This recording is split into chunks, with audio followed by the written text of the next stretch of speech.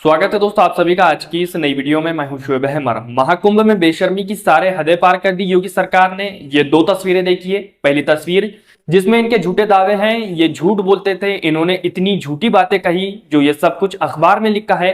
कहते थे ऐसी व्यवस्था कर दी, ऐसी व्यवस्था कर दी कि कोई नहीं कर सकता। अखबार में लिखा क्या है दोस्तों, पढ़कर देखिए।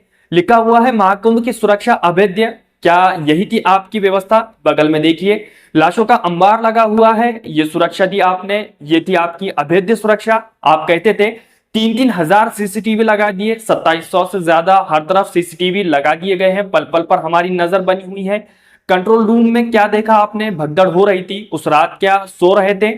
एंट्री ड्रोन लगा दिए, कहा था, कहां गए वो एंटी ड्रोन? क्या देखा आपके एंटी ड्रोन्स ने? एआई टूल्स आपने स्थापित कर रखे थे, कहां गए वो एआई टूल्स जो पल पल पर नजर रखे हुए थे? चप्पे चप्पे पर आपकी पुलिस की नजर थी, कहां गई वो नजर? और ऊपर से आपके डीआईजी वैभव कृष्ण ये कह रहे हैं कि उनको जानकारी नहीं थी। वैभव कृष्ण, आपको जानकारी नहीं थी। तुम्हारी महिला सिपाही ये कह रही है कि स्थिति बेकाबू है, हालत खराब है, भीड़ बढ़ती जा रही है, फोर्स भेजो, फोर्स भेजो। सुनो दोस्तों वो क्या कह रही है। बहुत ज्यादा भीड़ हो चुका है। तानिया ने अपनी फोर्स लगाई है, बट उनको भी अब मतलब कि भीड़ से बचा पाना बहुत मुश्किल है। मैम की सपोर्ट से, हम लोग की सपोर्ट से सब बच्चों को यहाँ एकत्रित किया गया, लेकिन भीड़ बहुत ज्यादा है। कुछ चीजें मैं आपको वीडियो में नहीं बता सकती। आप जल्दी से जल्दी हाथ जोड़ के विनम्र निवेदन है, फोर्स भेजिए सर। कंडीशन बहुत बिगड़ती जा रही है, प्लीज सर फोर्स भेजिए। इसको पहचान रहे हो या फिर इसको भी भूल गए? महिला सिपाही किससे कह रही है कि सर हालात बेकाबू है, बहुत खराब है, आपको जानकारी नहीं थी? कैसे बोल सकते हो कि हमको जानकारी नहीं थी? जिस वक्त स्थिति बेकाबू हो रही थी, तुम्हारी ये महिला सिपाही तुम्हें बता रही थी कि स्थिति ठीक नहीं है, और पल्ला झाड़ दिया आपने ये बोलकर कि हमें तो जानकारी ही नहीं थी। और अगर जानकारी नहीं थी तो शर्म आनी चाहिए। उतार दीजिए वर्दी, जाइए कुछ और काम कर लीजिए, बहुत सारे काम पड़े हैं। 25 करोड़ आबादी है दोस्तों उत्तर प्रदेश की। इस 25 करोड़ को आधा करेंगे तो 12 करोड़ होता है। आपका दावा था 10 करोड़ लोग आ रहे हैं महाकुंभ में।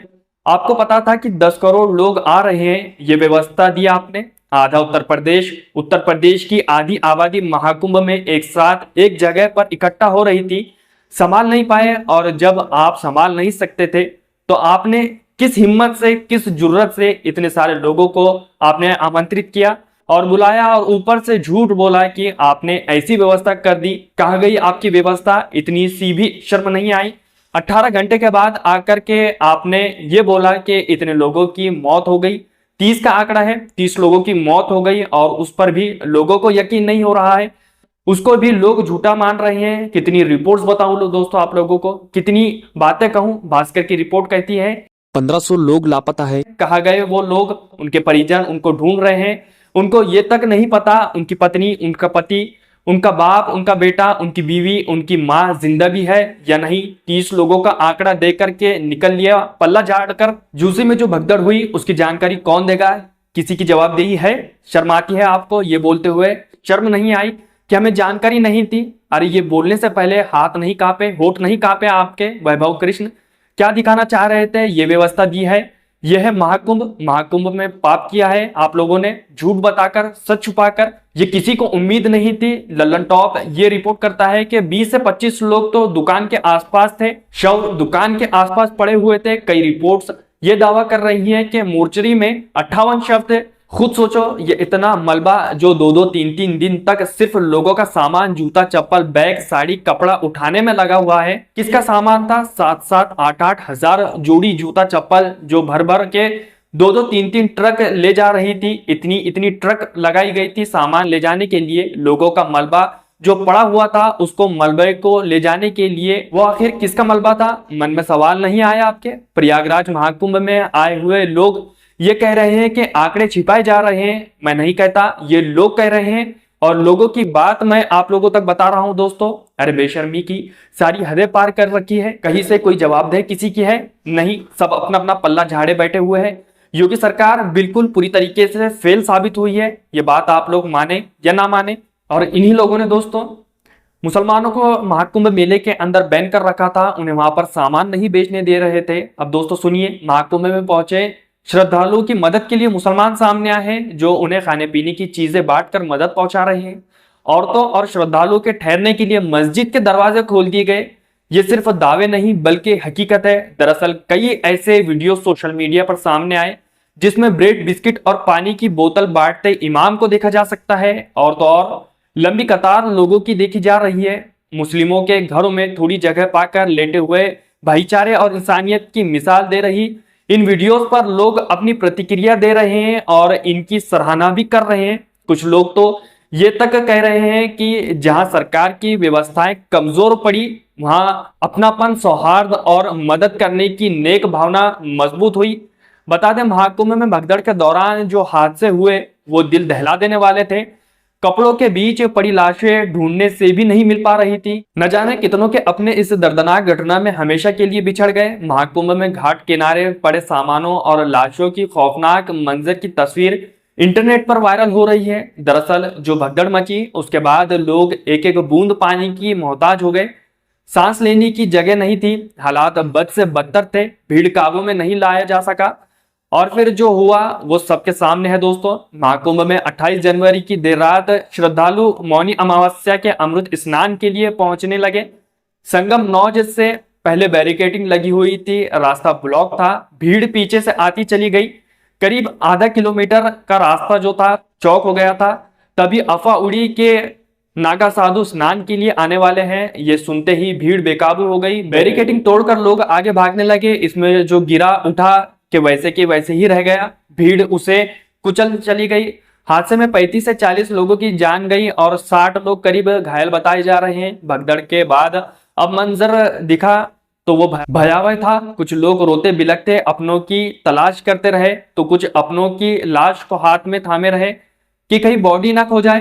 केंद्रीय अस्पताल में हर तरफ खून से लथपथ लोग और लाशें ही लाशें थी। ये वो वक्त था जब श्रद्धालुओं के लिए की गई व्यवस्थाएं ध्वस्त हो गई। श्रद्धालुओं की एंट्री पर रोक हो गई।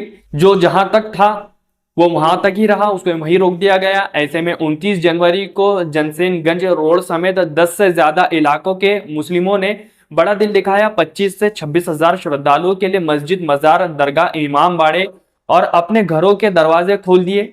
लोगों ने रुकने की व्यवस्था की।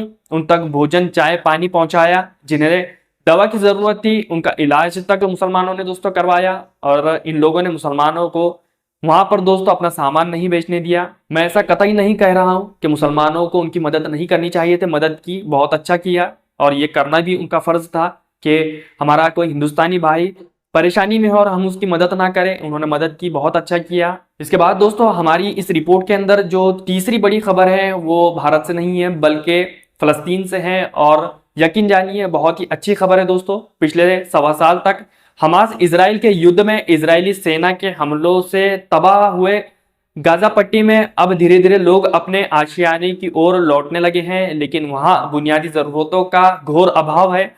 इजराइल ने हवाई और जमीनी हमलों और हमास की खुफिया सुरंगों को खोदने की सनक में पूरे गाजा पट्टी को वीरान कर दिया है। हालात ऐसे हैं कि यहूदी हमले में वहां करीब 1000 मस्जिदों को तबाह कर दिया गया। इसे देखते हुए दुनिया के सबसे बड़े इस्लामिक देश इंडोनेशिया ने फिलिस्तीन के कब्जे वाली गाजा पट्टी में 100 मस्जिदें बनाने का ऐलान किया है। मिडिल ईस्ट मॉनिटर की एक रिपोर्ट के मुताबिक दोस्तों आप लोगों को बता रहा हूं, इंडोनेशियाई मस्जिद काउंसिल ने गाजा पट्टी में 100 मस्जिदें बनाने की घोषणा की है। इंडोनेशिया के पूर्व उपराष्ट्रपति मोहम्मद यूसुफ कल्ला ने कहा है कि ये योजनाएं गाजा के लोगों की तत्काल जरूरतों को देखते हुए तैयार की गई है।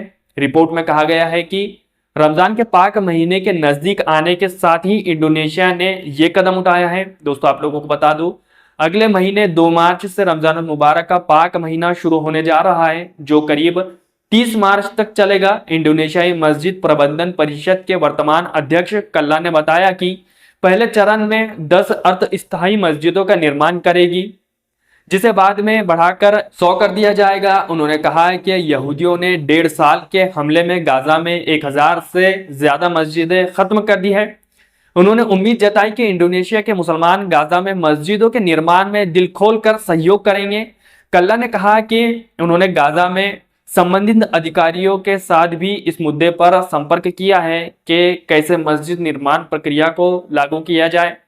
बता दें कि गाजा पट्टी में युद्ध विराम 19 जनवरी को लागू हुआ है दोस्तों। युद्ध विराम का पहला चरण 42 दिनों तक चलेगा जिसके दौरान मिस्र, कतर और अमेरिका की मध्यस्थता में दूसरे और फिर तीसरे चरण की बातचीत शुरू होगी।